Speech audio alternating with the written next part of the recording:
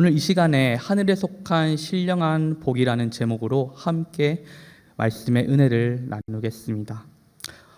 교회 다니면 행복합니다. 예수님을 믿으면 행복합니다. 신앙생활하면 행복합니다. 우리는 이런 말을 자주 듣고 또 종종 하기도 하지요. 동시에 이런 말을 하면서도 그리고 들으면서도 행복하려고 교회에 다니는 게 맞는 건가? 다 좋은 말인데 나는 행복한가? 어떻게 사람이 늘 행복할 수 있지? 행복하다 하면 행복해지는 건지, 저 사람은 진짜 행복한 게 맞는지, 이렇게 마음속으로 생각하시는 분들도 있으리라 생각합니다. 저도 이런 질문들에 고개를 끄덕이곤 합니다. 예수님 믿으면 복받고 행복해져야 하는데 나는 왜 이러지라는 생각이 불쑥 드는 요새입니다. 그만큼 우리에게 예상치 못한 일들이 너무나 많이 벌어지기 때문인 것 같습니다. 사실 예수님을 잘 믿으면 잘 믿을수록 웃으려고 해도 웃음이 없어질 때가, 기쁘려고 해도 기쁘지 못할 때가 많은 것 같습니다.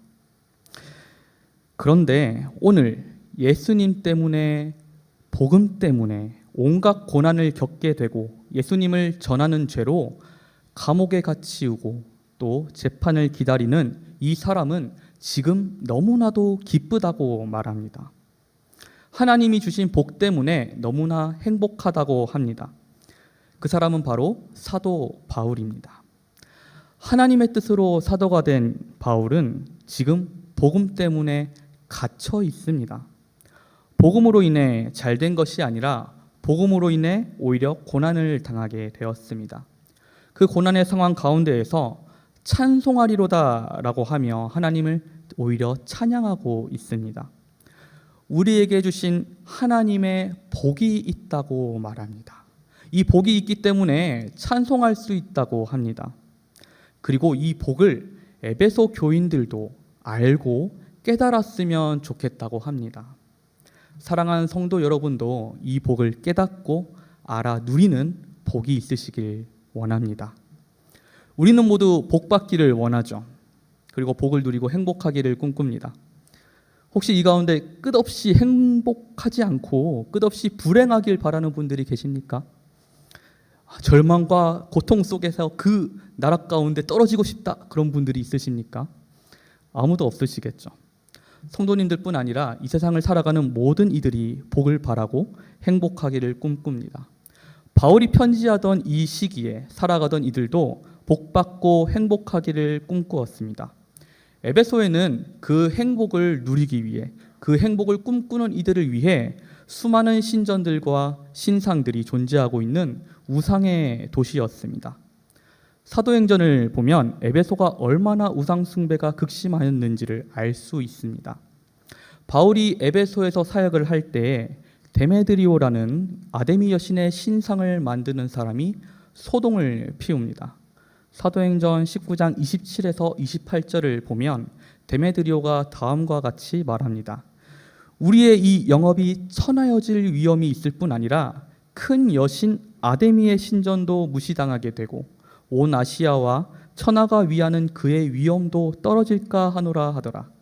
그들이 이 말을 듣고 분노가 가득하여 외쳐 이르되 크다 에베소 사람의 아데미여 하니. 바울이 복음을 증거하자 자신의 생업이 돈을 조금 못 벌게 되었다고 이렇게 소동을 벌이게 되죠. 크고 웅장한 아데미 신전은 에베소인들에게 큰 자랑이었고 그 신전을 중심으로 생활이 이루어졌습니다. 그리고 이 아데미 여신만 있는 것이 아니었습니다. 떠오르는 최신 트렌드의 우상이 있었습니다. 이 아데미의 여신보다 더 강력한 우상 숭배가 에베소 교회에 퍼지고 있었는데요. 바울이 편지하던 이 초대교회 시절에는 황제 숭배가 널리 퍼지기 시작했습니다. 많은 사람들이 로마의 평화가 황제로부터 비롯되었다고 생각하고 있었습니다. 그래서 눈에 보이지도 않고 기약도 없는 신들보다는 눈에 보이고 즉각적인 힘을 사용할 수 있는 힘의 정점, 권력의 정점, 황제를 신보다 더 낮게 여겼습니다. 그래서 황제를 반인 반신 그것을 넘어서 신보다 더 힘 있는 권력 있는 사람으로 여기기도 하였습니다. 특별히 에베소와 같은 소아시아 지역의 그 속주들, 한마디로 쉬운 말로 식민지죠. 이 식민지에서는 황제의 신전을 유치하고자 각종의 경쟁을 벌였습니다. 그 중에서 요한계시록에 나오는 버가모와 오늘 에베소가 가장 큰 경쟁을 치루었습니다. 버가모는 예수님이 오시기도 전에 이미 황제를 위한 신전이 지어졌었습니다. 초대교회 시절 버가모와 에베소에 사는 이들은 황제의 신전이 자기들의 도시에 있다는 것을 자랑스럽게 이야기했습니다.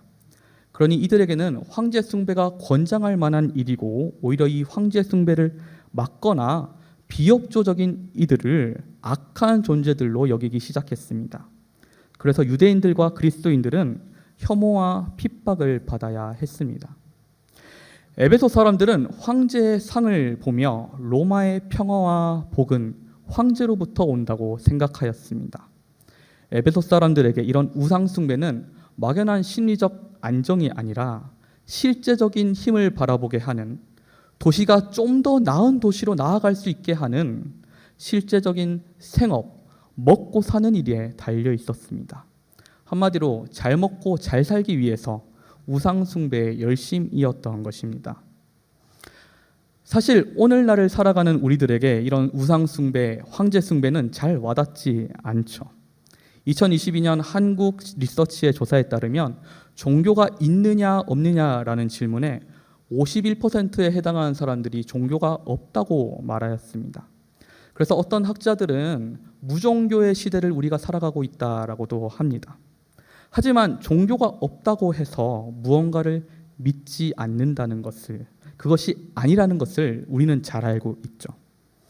에베소를 비롯해 고대 로마 사람들은 눈으로 보이는 황제의 형상을 새겨서 우상으로 섬겼습니다. 보다 실제적으로 보이는 힘이 당장 주어지는 복들을 누리기를 원했기 때문입니다. 현대 사회는 이제 눈에 보이는 어떤 형상이 아니라 우리의 삶을 실제적으로 지배하는 힘을 따릅니다. 그 힘이 무엇이라고 생각하십니까? 그 힘을 가장 적나라하게 보여주는 것은 바로 돈이죠. 돈의 논리는 우리가 의식하지도 못할 만큼 강하게 우리를 지배하고 있습니다. 돈이 그 사람의 직업을 결정한다고, 배우자까지 결정한다는, 돈이 그 사람의 인생을 결정한다는 말들을 우리는 익히 들어 알고 있습니다. 심지어 요즘엔 돈이 그 사람의 인격까지 결정한다는 이야기도 종종 듣습니다. 우스갯소리로 이런 말들도 많습니다. 돈으로 행복을 살 수 없다면 혹시 돈이 모자란 건 아닌지 확인해 봐라. 돈으로 행복을 살 수 없다면, 돈으로 행복을 살 수 없다지만 자전거에 앉아서 우는 것보다는 벤츠에 앉아서 우는 것이 훨씬 행복하다. 우스갯소리들이지만 조금 서글픈 말들이죠. 저는 앉을 자전거도 없거든요. 돈은 곧 행복이라는 논리는 세상에서 어쩌면 당연한 것일 수도 있습니다. 어쩌면 너무나 당연한 이야기를 제가 지금 이렇게 하고 있는 것일지도 모릅니다. 하지만 성경에는 당연한 일이 아닙니다. 성경 어디에도 복이 재물이라거나 재물로부터 복이 온다거나 재물이 우리의 삶을 결정한다는 말은 찾아볼 수 없습니다. 오늘 함께 읽은 에베소서 말씀에서는 모든 복은 하나님께로부터 오는 것임을 말씀하고 있습니다. 복은 하늘에 속한 모든 영적인 것이며 우리가 받을 것이 아니라 이미 받았다고 말씀합니다. 그중 첫 번째 복은 바로 하나님의 자녀가 되는 것입니다. 하나님은 세상을 만드시기 전에 우리를 택하시고 자녀 삼아 주셨습니다. 결혼한 지 꽤 됐지만 아직도 아내가 저에게 물어보는 말들이 있습니다. 첫 번째로는 내가 언제부터 마음에 들었어? 라는 말입니다. 눈치 없는 저는 이렇게 대답하곤 합니다. 만나다 보니 좋아하게 됐어. 그리 좋은 대답이 아니란 건 다들 아시죠. 만점짜리 대답은 무엇입니까? 널 처음 봤을 때 첫눈에 반했어겠죠. 그것이 사실이든 아니든 그렇게 말해야 하는 겁니다. 그런데 하나님은 우리를 세상을 만드시기 전부터 사랑하셔서 택하셨다고 말씀하십니다. 그 사랑은 아무런 조건도 없으며 거저 주신 은혜라고 본문은 말하고 있습니다. 그리고 이 모든 것들이 예수님 안에서 그 사랑 가운데에서 이루어진 것이라고 말씀합니다. 그러니 하나님과 우리 사이에 막고 있는 것은 아무것도 없습니다. 어디를 가든 무엇을 하든 우리는 하나님의 자녀로서 살아갈 수 있는 것입니다. 이것이 우리가 가진 첫 번째 복입니다. 두 번째 복은 예수님의 보혈로 죄사함을 받은 것입니다. 아내가 물어본 질문 중에 세트로 하는 질문이 있습니다. 날 얼마나 사랑해? 라고 하죠.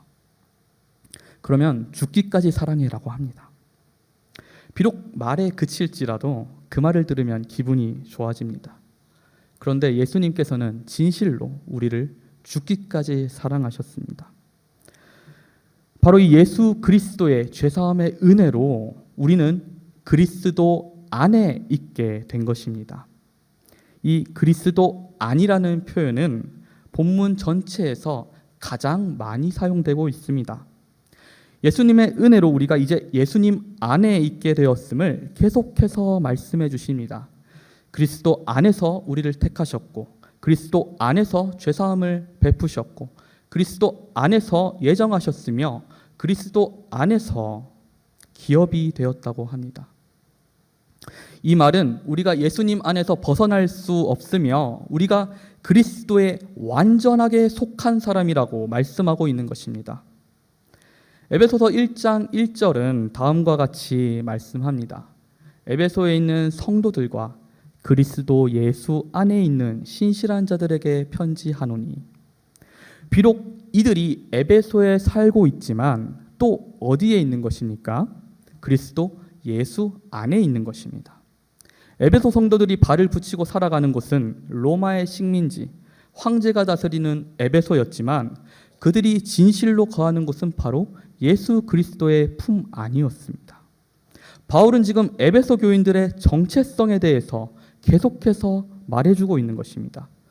그들은 비록 에베소 안에 살고 있지만 그들의 진짜 신분은 바로 예수 안에 그리스도라는 것은, 예수 안에 그리스도인이라는 것은 항상 말해주고 있습니다.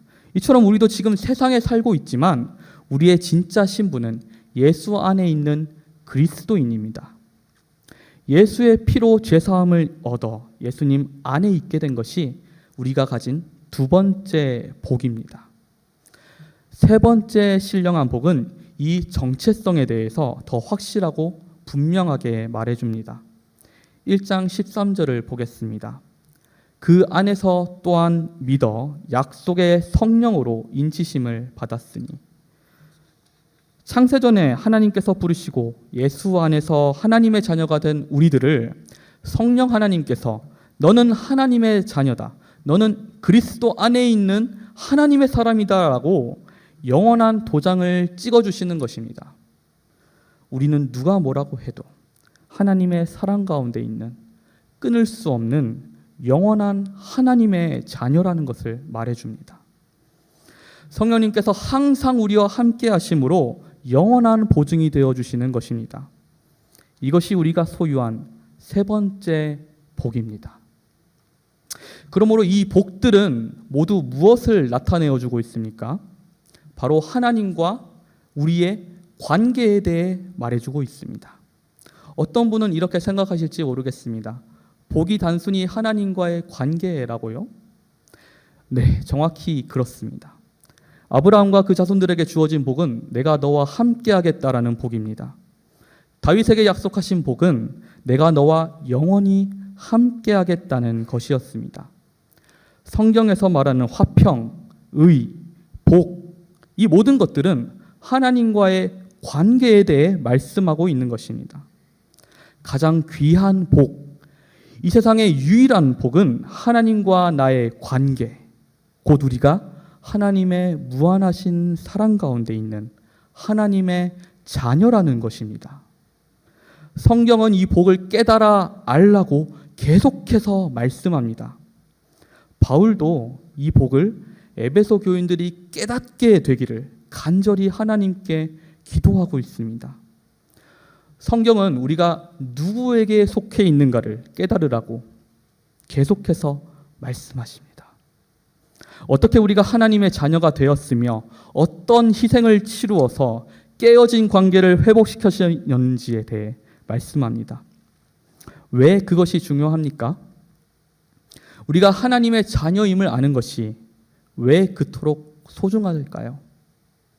그리스도 안에 속해 있다는 것이 얼마나 중요한 일이기에 성경은 반복해서 알아라, 깨달아라 라고 말하는 것일까요? 그 이유는 우리가 속해 있는 분이 바로 예수 그리스도시기 때문입니다. 우리가 속해 있는 예수 그리스도는 누구십니까? 에베소서는 다음과 같이 말씀합니다. 하늘에 있는 것이나 땅에 있는 것이 다 그리스도 안에서 통일되게 하려 하심이라. 에베소서 1장 10절 말씀이죠. 그리고 모든 통치와 권세와 능력과 주권과 이 세상뿐 아니라 오는 세상에 일컫는 모든 이름 위에 뛰어나게 하신다 하십니다. 이 세상을 진정으로 통치하고 다스리는 것은 어떤 우상도 황제도 권력이나 힘이나 재물이 아니라 바로 예수 그리스도십니다. 예수 그리스도께서 모든 것을 다스리시는 만왕의 왕이시기 때문에 우리가 그분께 속해 있다는 것이 그렇게나 소중하고 중요한 것입니다. 에베소서는 황제의 통치와 비교되는 그리스도의 통치에 대해 계속해서 보여줍니다. 세상의 힘은 더 가지려고 하고 빼앗고 죽이고 칼로 세상을 지배하려 하지만 모든 것을 다스리는 그리스도는 스스로 죽임을 당하여 세상을 사랑으로 십자가로 구원하셨습니다. 세상의 다스림과 그리스도의 다스림은 이렇게 차원이 다릅니다. 세상의 통치 방식과 하나님의 통치 방식이 이토록 다르기 때문에 그리스도에 속한 우리는 세상과 부딪힐 수밖에 없습니다. 세상과 삐걱거릴 수밖에 없습니다. 우리가 하나님의 자녀라는 정체성을 확고히 다질수록 세상의 권세들과 다툴 수밖에 없습니다. 바울은 이것을 혈과 육의 싸움이 아닌 영적 전투라고 말합니다. 에베소서의 마지막은 우리가 잘 아는 대로 하나님의 전신갑주를 입으라 라고 말씀합니다. 이러한 영적 전투에서 우리가 겁먹지 않고 두려워하지 않고 담대히 나아갈 수 있는 이유는 우리에게는 이미 하늘의 모든 신령한 복이 주어졌기 때문입니다. 환난이나 공고나 핍박이나 기근이나 적신이나 위험이나 칼도 끊을 수 없는 영원한 복이 우리에게 있기 때문입니다.